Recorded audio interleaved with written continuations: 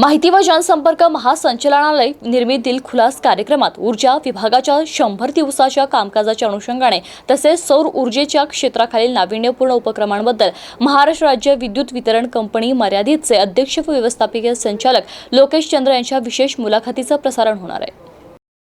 दिलखुलास कार्यक्रमात ही मुलाखत 6, 7, 8, 10 आणि 11 फेब्रुवारी 2025 रोजी आकाशवाणीच्या सर्व केंद्रांवरून आणि न्यूज ऑन AIR या मोबाईल ॲपवर सकाळी 7:25 ते 7:40 या वेळेत प्रसारित होणार आहे। निवेदिका सुषमा जाधव यांनी ही मुलाखत घेतली आहे। मुख्यमंत्री देवेंद्र फडणवीस हे सर्व विभागाच्या 100 दिवसांच्या कामकाजाचा आढावा घेत असून यामध्ये सौर ऊर्जा विभागाचे देखील सादरीकरण करण्यात आले आहे। राज्याला ऊर्जेच्या क्षेत्रात स्वयंपूर्ण बनवण्यासाठी घेतलेले धोरणात्मक निर्णय, सौर ऊर्जेच्या क्षेत्रात राबवण्यात येत असलेले प्रकल्प, मुख्यमंत्री सौर कृषी वाहिनी 2.0 योजना तसेच सौर ऊर्जेच्या क्षेत्रात राबवण्यात येत असलेले नाविन्यपूर्ण उपक्रम या निर्णयांची अंमलबजावणी आणि आराखडा याविषयी महावितरणचे अध्यक्ष तथा व्यवस्थापकीय संचालक चंद्र यांनी दिलखुलास कार्यक्रमात माहिती दिली आहे।